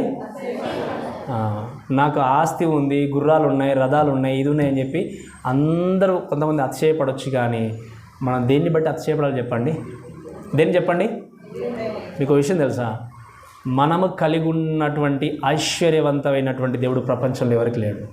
అంటే క్రైస్తవుడికి, నిజమైన క్రైస్తవుడు కలిగి ఉన్నటువంటి ద రిచ్ గాడ్, ఐశ్వర్యవంతుడు, ఆ నిజమైన దేవుడు, ప్రేమామయుడు, జాలిగలిగిన వ్యక్తులు, నీ పాపాన్ని తీసివేసే దేవుడు, తప్పు చేసే సరి చేసే దేవుడు, ఇటువంటి దేవుడు ప్రపంచంలో ఎవరికి లేడు. కాబట్టి నిజంగా చెప్పాలంటే తాత్కాలికంగా మనము లోకంలో ఒకళ్ళు అందరితో పోల్చుకున్నప్పుడు కొన్నిసార్లు అందరిలాగా ఆస్తిపాస్తులు లేకున్నా నువ్వు కలిగి ఉన్నటువంటి దేవుడు చాలా గొప్పవాడు. అందుకే మనము సామ్ నెంబర్ 75లో కూడా చూస్తాం కదా, ఏమైనా అక్కడ వాక్యం రాయబడిన మాట ఏంటి అంటే, ఒక కీర్తనకారుడు అంటాడు, ఆకాశమందు నీవు తప్ప నాకు ఎవరున్నారు, నీవు నాకుండగా. గట్టిగా చెప్పండి దయచేసి, మీరు చెప్పాలి కొంచెం గట్టిగా. నీవు నాకుండగా లోకంలోనిది ఏది నాకు అక్కర్లేదు. ఇది నా మాట కాదు, వాక్యం రాయబడిన మాట. ఆకాశమందు ప్రభా మీరు తప్ప నాకు ఎవరు లేరు, మీరు నాతో ఉండగా లోకంలో ఏది కూడా నాకు ఇంకా అవసరం లేదు. ఈ లోకాన్ని క్రియేట్ చేసిన దేవుడికి నువ్వు ప్రథమ స్థానాన్ని ఇస్తే నీకేం కావాలో దేవుడు ఇవ్వలేడా చెప్పండి? ఈ లోకాన్ని క్రియేట్ చేసింది ఆయన, ఈ సృష్టిని సృష్టించిందే ఆయన మీద ఆధారపడి నువ్వు ముందుకు వెళ్ళినప్పుడు నీ జీవితంలో ఏది కావాలో నీవు అడగక ముందే ఆయన ముందుగానే ఎరిగి ఉన్నటువంటి దేవుడు ఆయన, అడగక మునిపే నీకు అనుగ్రహించే దేవుడు ఆయన. కాబట్టి ఈరోజు నేను అడుగుతున్న ప్రశ్న ఏంటి అంటే, నీ నిరీక్షణ, నీ నమ్మకము దేని మీద ఉంది? వేటి మీద ఉంది? నా డబ్బే నన్ను రక్షిస్తుంది అనుకుంటున్నావేమో, నా బంధువులు మా మమ్మీ డాడీ లేదా పిల్లలు ఉన్నారు చూసుకోవడానికి అనుకుంటున్నావేమో, నా పలుకుబడి నన్ను రక్షిస్తా అనుకుంటున్నావేమో, నా హోదాను రక్షిస్తా అనుకుంటున్నావేమో. మీరు వినండి, ఇవన్నీ కూడా తాత్కాలికమైనవి. ఆ రోజు సిలువలో ఆ చివరిగా మీరు వినండి, యేసుక్రీస్తు చుట్టూ ఇద్దరు పక్కన వేయబడినటువంటి దొంగల గురించి ఆలోచన చేస్తే, ఆ సిలువలో ఉన్నటువంటి ఒక దొంగకు అవకాశం దొరికింది, ఇద్దరికి దొరికింది. కానీ ఒక వ్యక్తి ఏం చేస్తాడు చెప్పండి? దూషించి లేదా ఆయన తిరస్కరించినట్టుగా ఇంకొక వ్యక్తి ఏం చేస్తాడంటే అవకాశాన్ని సద్వినియోగం చేసుకున్నాడు. మరి ఈరోజు ఇదే ఫైనల్ రిజర్వేషన్ డేనేమో మనకు తెలియదు. మరి అవకాశాన్ని సద్వినియోగం చేసుకోకపోతే, ఒక వ్యక్తి సద్వినియోగం చేసుకున్నాడు కాబట్టి పరలోకం వెళ్ళాడు దేవునితో పాటు, ఇంకొక వ్యక్తి సద్వినియోగం చేసుకోలేడు కాబట్టి ఎక్కడికి వెళ్ళాడు చెప్పండి? మరి ఇప్పుడు కూడా సేమ్ కైండ్ ఆఫ్ సిచ్యువేషన్ మీకు కూడా ఉంది. If you truly not believe in Jesus, this a right time to confess yourselves. యేసుక్రీస్తుని నిజమైన రక్షకుడిగా ఇప్పుడు ఈ సమయంలో అంగీకరించకపోతే ఆ దొంగలాగా నీకు కూడా అవకాశం ఉంది. దొంగలాగా ఎప్పుడు తన జీవితాన్ని కోల్పోయిన తర్వాత తనకు అవకాశం లేదు. ఈరోజు నీకు అవకాశం దొరికినప్పుడు ఈ అవకాశాన్ని నువ్వు సద్వినియోగం చేసుకోకపోతే మరలా ఇంకొక ఈస్టర్ రాకపోవచ్చు, మనకి మరొక రిజర్వేషన్ డే మనకు రాకపోవచ్చు. ఒక్కసారి గుర్తుపెట్టుకోండి, ఎక్కడ ఉంది నిరీక్షణ? చివరిగా ఇంకో మాట చెప్పి ముగిస్తాను.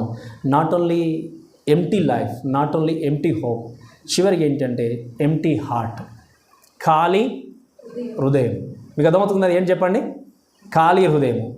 ఇక్కడ దేవుడు ఏంటంటే మీరు వినండి, man created with the need for God in our hearts. అంటే దేవుడు ఏం చేయబడంటే మన హృదయాన్ని ఎందుకోసం క్రియేట్ చేశాడంటే దేవుడికి స్థానం ఇవ్వడానికి దేవుడు క్రియేట్ చేశాడు. మీకు అర్థమవుతుంది కదా?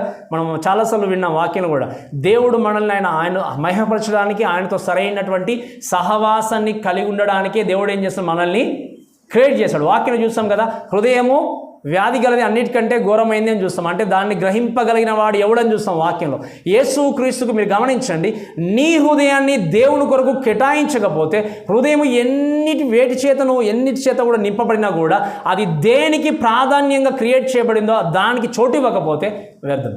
ఒక మంచి ఎగ్జాంపుల్ చెప్తాను వినండి. మీకు ఇప్పుడు ఒక టీ కప్పు ఉందనుకోండి, మీకు అర్థమవుతుంది కదా, టీ కప్పు ఉంది.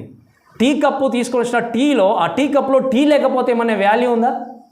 అఫ్కోర్స్ నువ్వు దాంట్లో వాటర్ పోసుకోవచ్చు, ఏదైనా పోసుకోవచ్చు. దాన్ని ఎందుకోసం తయారు చేశారు చెప్పండి? టీ కప్ను టీ కోసమే, అవునా కదా చెప్పండి? కాఫీ ఉంది, కాఫీ యొక్క కప్పును కూడా ఏం చేస్తారు? కాఫీ కోసమే తయారు చేస్తారు, దేనికోసం కాదు. ఒకవేళ కేక్ ఉందనుకో, కేక్ ఒక పాత్ర ఉందంటే దాని మీద కేక్ పెట్టడానికి తయారు చేస్తాం. వేరే వస్తువులు పెట్టినా కూడా దాని రియల్ వాల్యూ లేదా దేనికోసం క్రియేట్ చేస్తాం, దాన్ని చూసినప్పుడు ఎందుకోసం ఇది అంటే ఏమంటాం మనము? కేక్ కోసం, లేదా టీ కోసం అంటాం. నీ హృదయాన్ని దేవుడు ఎందుకోసం క్రియేట్ చేస్తాడు చెప్పండి? ఇప్పుడు చెప్పాలి నాకు, ఎందుకోసము? ఆయనకు చోటు ఇవ్వడానికి.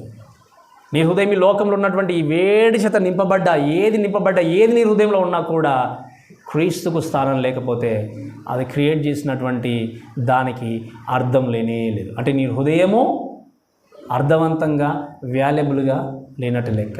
సో గమనించండి ప్రియమైన దేవుడు, రేఖ సమయంలో మీరు దయచేసి చూస్తే, we must believe in the heart. అందుకే మనం రోమపత్రిక 10వ అధ్యాయం 9వ వచనంలో చూస్తాం, యేసు ప్రభువు అని నీ నోటితో ఒప్పుకొని ఏం చేయాలి చెప్పండి?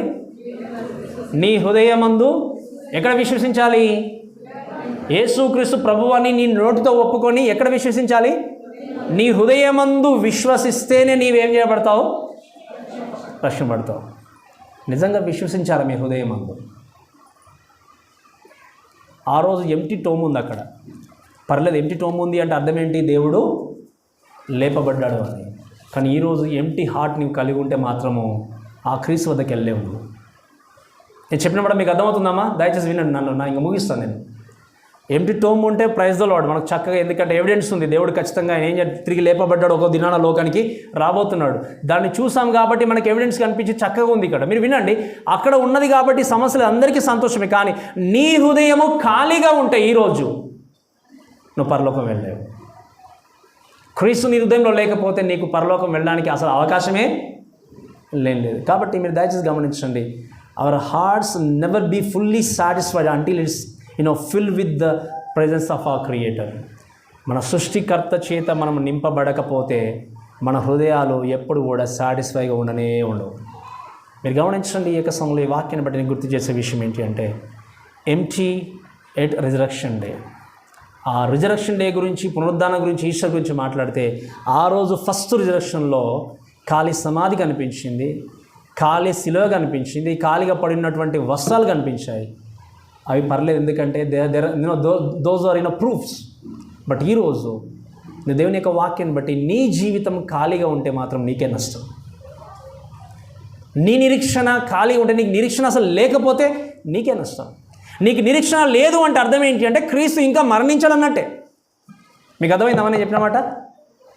మీకు అర్థమవుతుంది కదా. అందుకే వీళ్ళు మోర్మన్స్ మనం చూస్తాం, మోర్మనిజం విన్నారు కదా మీరు ఎప్పుడైనా? Mormonism, so they always believe in అంటే Christ still in the grave అనుకుంటారు వాళ్ళు. ఏంటంటే వాళ్ళు నమ్ముతారు కొన్నిసార్లు యేసుక్రీస్తు ఇంకా సమాధిలోనే ఉన్నాడు. అండ్ సెవెంత్ అడ్వాంటేజ్ కూడా వాళ్ళు ఏమంటారంటే, so when a person dies you will be in the ground అని నమ్ముతారు వాళ్ళు కూడా. ఇటువంటి దుర్బోధలు ఎన్నో ఉన్నాయి ప్రపంచంలో. యేసుక్రీస్తు వినండి, నీ జీవితంలో నిరీక్షణ లేదు అంటే, నమ్మకం లేదు అంటే, నువ్వు ఇంకా కూడా క్రీస్తుని ఎక్కడ వెతుకుతున్నావు చెప్పండి? సమాధిలోనే వెతుకుచున్నావు. ఆ నిరీక్షణ కలగాలి అంటే సజీవుడైనటువంటి క్రీస్తుని నీ హృదయంలోనికి ఆహ్వానించాలి. అందుకే మాట చూసాం ఏంటి అంటే, ఎంటీ హార్ట్. నీ హృదయము దేని చేత నింపబడింది? ఉదయకాల సమయంలో దేని చేత నింపబడింది? క్రీస్తుకు నిజంగా చోటిచ్చారా? హృదయంలో నిజంగా క్రీస్తుకు చోటు అనేది ఉందా చెప్పండి? నిజంగా ఉందా? ఒకవేళ క్రీస్తుకు నీ హృదయంలో నిజంగా చోటు లేకపోతే, మీరు వినండి, నీ దేహాన్ని నడిపించేది, మీరు వినండి, హృదయంలో ఏదైతే ఏ వ్యక్తి అయితే ఉంటాడో ఆ వ్యక్తే నడిపిస్తాడు. అంతేనే కదా చెప్పండి? ఒకవేళ పరిశుద్ధాత్మ దేవుడికి నువ్వు చోటిస్తే పరిశుద్ధాత్మ చేత నువ్వు నడిపింపబడతావు. కాబట్టి మీరు గమనించండి, నేను చాలాసార్లు చెప్పాను, ఈ మాట చెప్పి నేను ముగిస్తాను. మళ్ళీ ఈ ఉదయకాల సమయంలో ఇంకా ఎవరైనా యేసుక్రీస్తు యొక్క గొప్పతనమును, రక్షణను, ఆయన యొక్క శిలువ త్యాగాన్ని గుర్తించుకోకపోతే, నేను మళ్ళీ చెప్తున్నాను వినండి, నేను చాలాసార్లు చెప్పాను, మళ్ళీ చెప్తున్నాను, ఈ లోకంలో ఏదైనా ఒకటి మన జీవితంలో కనుక జరగకపోతే, పొందుకొనకపోతే, there are still we have so many options. మనకేముంది చెప్పండి? ఆప్షన్స్ ఉన్నాయి. ఈరోజు ఉద్యోగం రాకపోతే ఉద్యోగాలు 1 year దాకా వెయిట్ చేసి 2 years వెయిట్ చేసి సంపాదించుకోవాలని చూస్తాం మనం. అవునా కదా చెప్పండి? హెల్త్ బాగాలేకపోతే హెల్త్ కోసము 10-20 సంవత్సరాలు స్ట్రగుల్ అయ్యి కూడా బయటకు వచ్చిన వాళ్ళని చూస్తాం మనం. పెళ్ళి కాకపోతే రేపైనా పెళ్ళి అవుతుంది. లేకపోతే ఇంకా ఏదైనా, ఏది బాగాలేకపోయినా, ఏది ఉన్నా, డబ్బు లేకపోయినా రేపు దేవుడు ఆశీర్వదిస్తే రేపు డబ్బు కూడా మనకు రావచ్చు. ఇల్లు లేకపోతే ఇల్లు కట్టుకోవచ్చు. ఏదైనా నీ జీవితంలో ఒకవేళ ఈరోజు మన స్టడీస్ కంప్లీట్ చేయకపోతే రేపైనా కంప్లీట్ చేసుకోవచ్చు. మనము అలా చెప్పుకుంటూ పోతే ప్రపంచంలో అలాంటి ఘనతలు సాధించిన వాళ్ళు ఎప్పుడో ఓల్డ్ ఏజ్లో సాధించిన వాళ్ళు ఎంతోమందిని చూస్తాం. ఒకవేళ నాకు విదేశాలకు వెళ్ళాలని అని ఆలోచన నీకున్నట్టయితే దేవుడు ఇప్పుడు కాకపోతే రేపైనా పంపించవచ్చు, లేదా ఇంకో 20 years తర్వాతైనా పంపించవచ్చు. అంటే ప్రతీ దానికి ఏముంది చెప్పండి? ఏముంది చెప్పండి? ఆప్షన్ ఉంది, అవకాశం ఉంది. కానీ క్రీస్తు గనక నీ హృదయంలో లేకుండా మరణిస్తే నీకు ఆప్షన్ లేదు, అవకాశం లేదు పరలోకం వెళ్ళడానికి. ఒకే ఒక ఛాన్స్. ఇంకా మీకు అర్థమవుతుందామా? ఎన్ని ఛాన్సులు ఉన్నాయి చెప్పండి? ఒకటే ఒక ఛాన్సు. నువ్వు బ్రతుకున్నప్పుడు మాత్రమే ఏం చేయాలి? క్రీస్తుని అంగీకరించాలి. మరణించిన తర్వాత ఏ వ్యక్తి దేవుని దగ్గరికి రావడానికి అవకాశం అనేది లేదు. అందుకే నేను చెప్తున్నాను, నేను ఎందుకు ఇంత సీరియస్గా చెప్తున్నాను వినండి చాలా జాగ్రత్తగా. నువ్వు నమ్ముకున్నటువంటి నీ ఉద్యోగం నేను పరలోకం తీసుకెళ్ళలేదు. నువ్వు విదేశాలకు వెళ్ళాలనుకున్నటువంటి ఎంత ప్రయత్నం చేసినావు అది నేను పరలోకం తీసుకెళ్ళలేదు. నువ్వు ఒకవేళ ఇంకా లోకంలో డబ్బు సంపాదించడం అది పరలోకం తీసుకెళ్ళి, నీ లక్షలు క్రోడ్స్ నువ్వు గుమ్మరించి పెట్టినా కూడా పరలోకం నేను తీసుకెళ్ళలేవు. నువ్వు దేవునికి చోటిచ్చి వాడి గురించి ఆలోచన చేయాలి. నువ్వు దేవుడికి స్థానం ఇచ్చి వాడి గురించి ఆలోచన చేయాలి. ఇప్పుడు గమనించండి, ఇవన్నిట్లలో కూడా అన్నీ కలిగి ఉండి కూడా క్రీస్తుని హృదయంలో లేకపోతే ఇప్పుడు అన్నిటికంటే ప్రాముఖ్యంగా దేని గురించి ఆలోచన చేయాలి చెప్పండి? ఎవరి గురించి ఆలోచన చేయాలి? ఎందుకు ఆలోచన చేయాలి? క్రీస్తు గురించి చెప్పండి. ఎందుకు ఆలోచన చేయాలి? క్రీస్తు కొరకే ఇప్పుడు ఈ క్షణం ఎందుకు ఆలోచన చేయాలి అంటే, ఎప్పుడు ఏ విధంగా దేవుడు మనల్ని రమ్మంటాడో మనకి తెలియదు. వాహనంలోనే రమ్మంటాడో, నడుచుకుంటూ వెళ్ళినా రమ్మంటాడో, కూర్చుని రమ్మంటాడో, నిలబడి రమ్మంటాడో మనకు తెలియదు. తెలియని గడియలో మనం ఉన్నాం కాబట్టి తెలిసినటువంటి దేవుణ్ణి ఇప్పుడు అంగీకరిస్తేనే నీకు పరలోకం. నువ్వు అంగీకరిస్తేనే ఈ ఈస్టర్ కానీ, ఈ రిజెక్షన్ డే కానీ నీ జీవితానికి ఒక అర్థవంతంగా ఉంటుంది. లేకపోతే క్రీస్తుని హృదయంలో లేకపోతే ఖాళీగా హృదయాన్ని పెట్టుకుంటే, ప్రేమ దేవుడు దయచేసి నా మాట వినండి, నువ్వు ఎన్ని పండుగలు జరుపుకున్నా, ఎంత సంతోషంగా కుటుంబంతో జీవించినా, ఈ రియల్ మీనింగ్ ఆఫ్ రిజరెక్షన్ అనేది నీ జీవితంలో లేనేలేదు. మరి ఈరోజు ఒకసారి ఈ వాక్యాన్ని విన్న తర్వాత ఎంటీనెస్ అనేది ఆ రోజు మనం చూసాము, మొట్టమొదటి రిజరెక్షన్ డే రోజు. ఈరోజు కూడా ఎంతోమంది క్రైస్తవులు ఈరోజు ఇక్కడ కూర్చుండొచ్చు, కానీ ఎంతమంది ఎంటీ లైఫ్తో ఉన్నారు, ఎంతమంది ఖాళీ జీవితాలతో కలిగి ఉన్నారో నాకు తెలియదు, మీకే తెలియండి. నిరీక్షణ లేకుండా ఎంతమంది బ్రతుకున్నారో మీకు తెలుసు, నాకు తెలియదు. ఇంకా ఆలోచన చేస్తే ఖాళీ హృదయాలని పెట్టుకొని ఎంతమంది ఉన్నారో ఇక్కడ మీరు దయచేసి ఆలోచన చేయండి. ఇటువంటి హృదయాలతో, ఇటువంటి ఖాళీతో, ఇటువంటి ఎంటీనెస్తో నువ్వు పరలోకం చేరలేవు. పరలోకం చేరాలి అంటే క్రీస్తుతో నువ్వు నింపబడాలి. పరలోకం చేరాలి అంటే నీ జీవితాన్ని ఆయనకు అప్పగించుకోవాలి. ఇక్కడ ఏ భేదం లేదు. మీరు వినండి, చాలా వాక్యం చూస్తే ఇక్కడ కలర్ కానీ, క్యాస్ట్ కానీ ఏ భేదం లేదు. అందరూ కూడా పాపం చేశారు కాబట్టి దేవుడు అనుగ్రహించే మహిమను పొందుకోలేకపోతున్నారు. కాబట్టి దేవుడు చెప్పిన మాట ఏంటి అంటే, ఎవరైనా కానీ, అది ఏ క్యాస్ట్ అయినా, లేకపోతే ఏ కలర్ అయినా, ఏ ప్రాంతమైనా, క్రీస్తు ప్రభువు మీరు నా కోసం మరణించారు అని చెప్పి మీరు వచ్చి విశ్వసించి దేవుని అంగీకరిస్తే మీరు పరలోక రాజ్యానికి వెళ్తారు. దేవుడి యొక్క ఏకోదయకాల సమయంలో మీతో మాట్లాడుతున్నాడు, దయచేసి వినండి. ఒకవేళ దేవా మీరు నన్ను అంగీకరిస్తారు, నేను పాపంలో ఉన్నాను, ఒక నరహంతుడిగా కావచ్చు, వ్యభిచారిగా కావచ్చు, మోసం చేసే వ్యక్తి కావచ్చు, అబద్ధికుడే కావచ్చు, ఈ లోకంలో నేను నాలాంటి గొప్ప పాపి ఎవరు లేరని అనుకోవచ్చు. కానీ నీలాంటి పాపి కొరకే దేవుడు కల్వరిలో ప్రాణాన్ని పెట్టాడు. నీలాంటి ఘోరమైన పాపి కొరకే దేవుడు ఏం చేయబడ్డాడు చెప్పండి? నల్లగొట్టబడ్డాడు.